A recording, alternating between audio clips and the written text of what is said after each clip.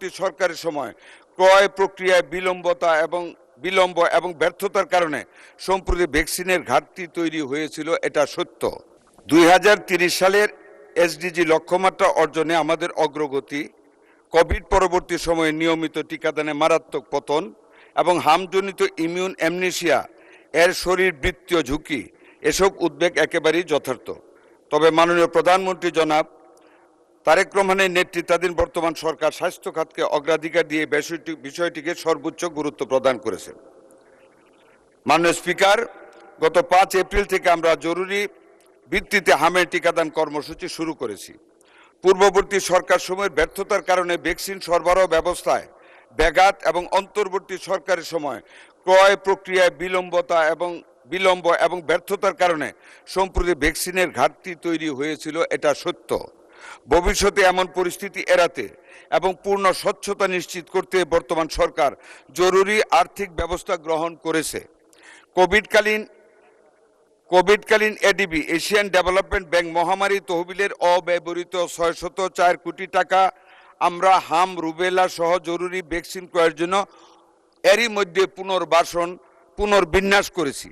উন্নয়ন অংশীদারদের সাথে বিশেষ করে ইউনিসেফের ক্রয় ব্যবস্থার মাধ্যমে সমন্বয় জোরদার করে দ্রুত ভ্যাকসিন সরবরাহ পুনরুদ্ধার করা হচ্ছে, যেই কারণে আমরা ভ্যাকসিন আগামী সারা দেশব্যাপী 15 দিন এগিয়ে এনেছি। মাননীয় স্পিকার, আমি এই সংসদকে আশ্বস্ত করছি যে ভ্যাকসিনের মজুত এখন স্থিতিশীল অবস্থায় রয়েছে এবং ইপিআই বিশ্ব স্বাস্থ্য সংস্থার মানদণ্ড অনুযায়ী কোল্ড চেইন ব্যবস্থাপনা বজায় রেখে ভ্যাকসিন সংরক্ষণ ও পরিবহন নিশ্চিত করে আসছেন।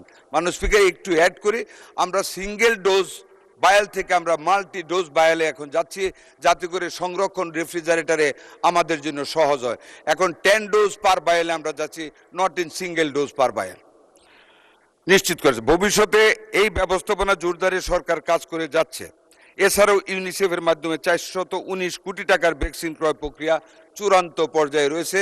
আমরা 200 কোটি টাকার অলরেডি নিয়েছি, আরও বাকি টাকার ডেলিভারি আমরা আবুধাবি থেকে, যেটা 209টা দেশে তারা ওখান থেকে দেয়, আমরা যাতে সবার আগে পাই এই জন্য আজকে আমরা একটা প্রতিনিধি গ্রুপ পাঠিয়েছি এবং আমরা আশা করি আমরা আগে পাবো। মাননীয় স্পিকার, মাঠ পর্যায়ে মূলত উচ্চ সংক্রমণ এলাকায় টিকাদানের জন্য সর্বশেষ বিতরণ করা হয়েছে 34 লক্ষ, মাননীয় সংসদ সদস্য জানতে চেয়েছিলেন, বিতরণ করা হয়েছে 34,83,000 ডোজ, এক বায়ালে 10 ডোজ।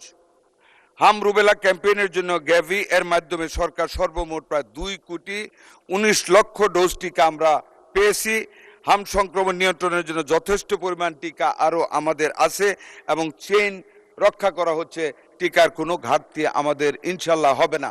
যেই ঘাটতিটা মোকাবেলা করেছি তার সম্পূর্ণগত বিগত কেয়ারটেকার সরকারের এই ব্যাপারে কোনো গুরুত্ব না দেওয়া এবং ফ্যাসিস্ট সরকারের সম্পূর্ণ ব্যর্থতার কারণে, লুটপাটের কারণে টিকা ব্যবস্থার কার্যক্রমের চেইন রক্ষিত হয়নি এবং সরবরাহ নেয়নি, যেটা আমরা আল্লাহর রহমতে আল্লাহর উপর ভরসা করে বলি আমরা আমাদের মাননীয় প্রধানমন্ত্রীর গতিশীল এবং বিচক্ষণ নেতৃত্বে আমরা এরই মধ্যে বাংলাদেশের 18 থেকে 20 কোটি মানুষের শিশুদের জন্য টিকা সংরক্ষণ এবং সরবরাহ নিশ্চিত করতে সক্ষম হয়েছি।